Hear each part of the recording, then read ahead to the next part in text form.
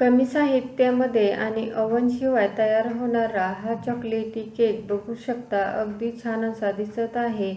हा केक बनवण्यासाठी इथे मी कोणतेही चॉकलेट किंवा कोको पावडर वापरलेली नाही।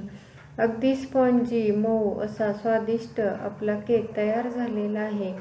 त्याचबरोबर कोणतीही व्हिप क्रीमही वापरलेली नाही, तरीही हा केक अगदी सुंदर झालेला आहे। हा केक आपण वाढदिवसासाठी, छोट्या मोठ्या कार्यक्रमासाठी किंवा मग संध्याकाळच्या भुकेसाठीही बनवू शकतो। नमस्कार, जया इंडियन रेसिपी चॅनलमध्ये सर्वांचं खूप खूप स्वागत आहे। हा केक बनवण्यासाठी इथे मी ओरिओची बिस्किटे घेतलेली आहेत आणि हा जो मोठा पुडा आहे ना, तो मोठा पुडा इथे मी ओरिओची बिस्किट घेतलेली आहे। या पुड्यामध्ये छोटे छोटे 3 पॅकेट्स होते, तर तिन्ही पॅकेट्स इथे मी वापरणार आहे।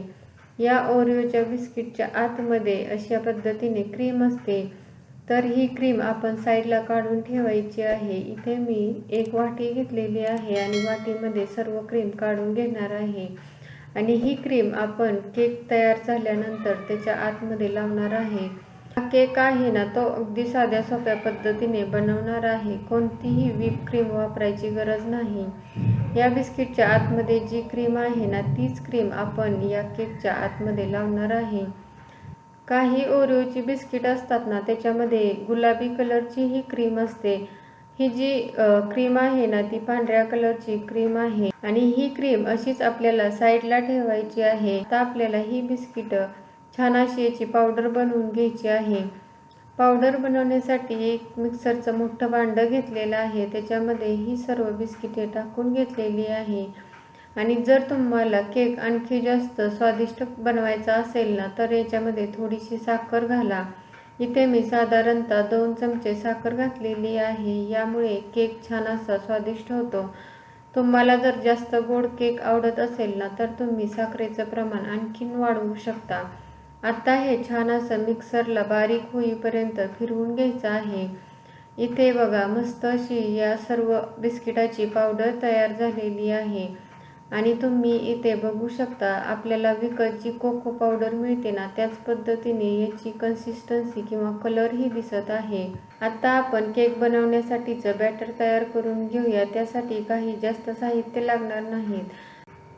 केकचं बॅटर बनवण्यासाठी इथे मी एक मोठा बाउल घेतलेला आहे, त्याच्यामध्ये ही बिस्किटाची पावडर घेतलेली आहे। त्याचबरोबर एका वाटीमध्ये दूधही घेतलेलं आहे। हे जे दूध आहे ना, ते रूम टेम्परेचरवरचं दूध आहे। थोडंसं दूध या बाउलमध्ये टाकलेलं आहे आणि विस्करनी व्यवस्थित असं मिक्स करून घेत आहे।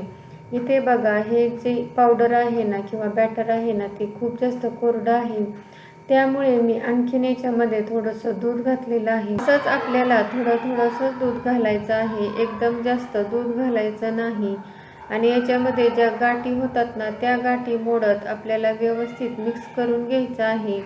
इथे बघा, जसजसं याच्यामध्ये दूध ओतत आहे ना, तसतसं हे बॅटर खूप जास्त डार्कही दिसायला सुरुवात झालेली आहे।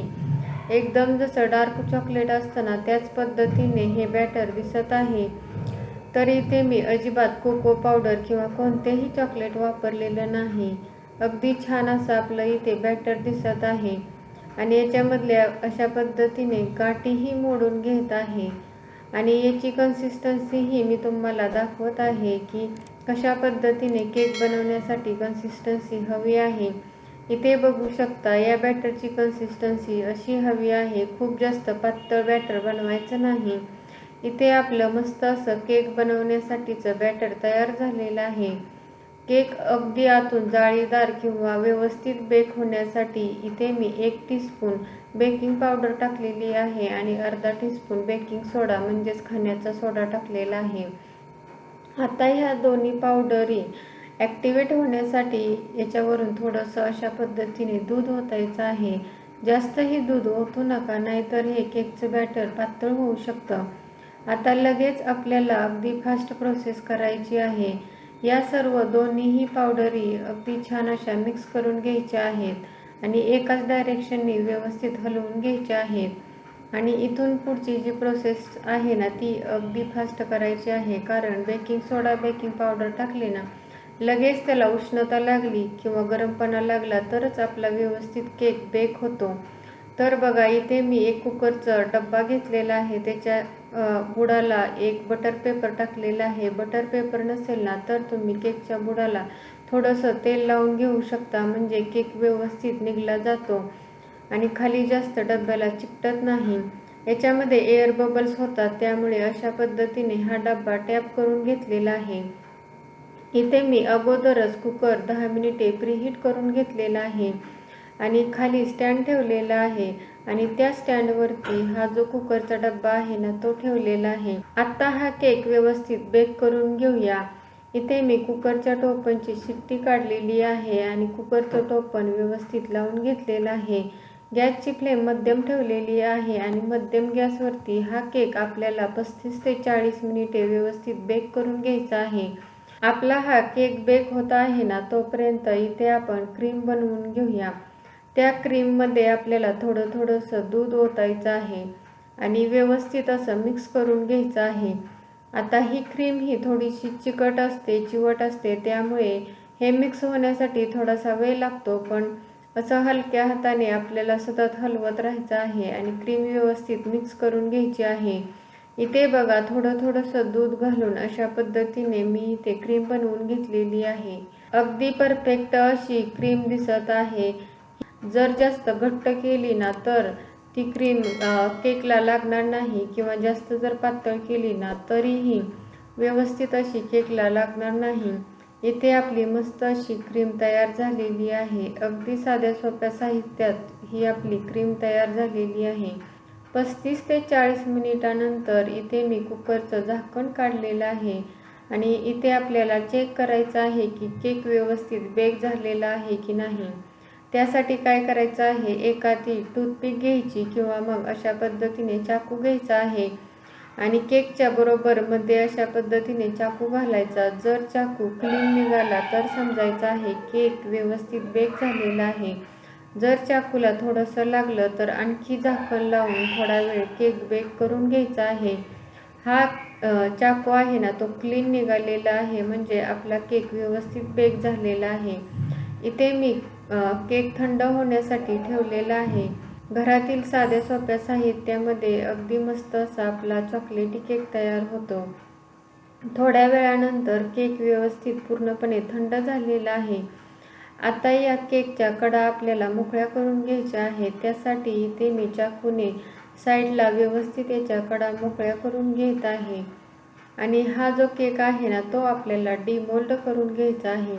त्यासाठी हा जो डब्बा आहे ना तो अशा पद्धतीने एका प्लेटवरती पालथा टाकायचा आहे आणि इथे बघू शकता, वाव, मस्त असा केक निघालेला आहे आणि कुकरच्या डब्यालाही जास्त लागलेला नाही. इथे आपला मस्त चॉकलेट केक तयार झालेला आहे आणि या केकच्या मध्ये आपल्याला तयार करून घेतलेली क्रीम लावायची आहे. त्यासाठी काय करायचं आहे, या केकचे 2 भाग करायचे आहे.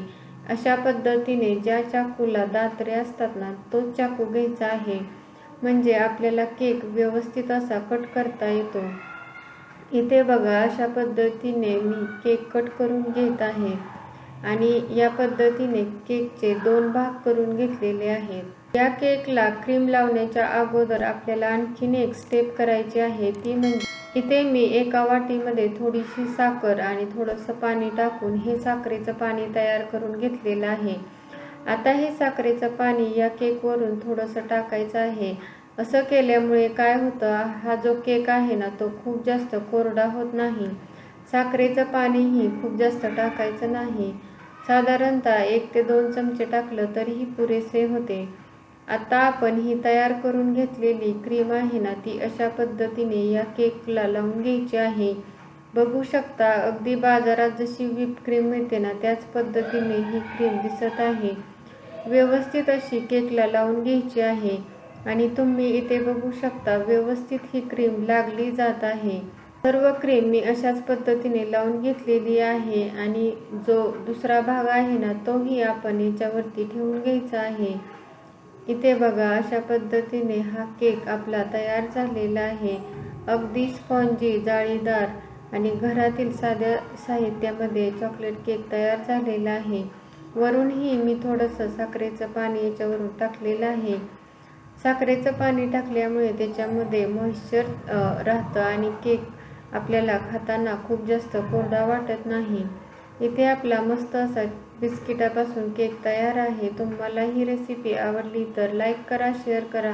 चॅनलवरती नवीन असाल तर प्लीज चॅनलला सबस्क्राईब करा. त्याच्या शेजारी जे बेल आयकॉन आहे तेही प्रेस करा, म्हणजे नवीन व्हिडिओचं नोटिफिकेशन भेटेल. व्हिडिओ शेवटपर्यंत पाहिल्याबद्दल खूप खूप धन्यवाद. पुन्हा भेटूया अशाच नवीन रेसिपी बरोबर. तोपर्यंत मस्त खा, हेल्दी रहा. नमस्कार.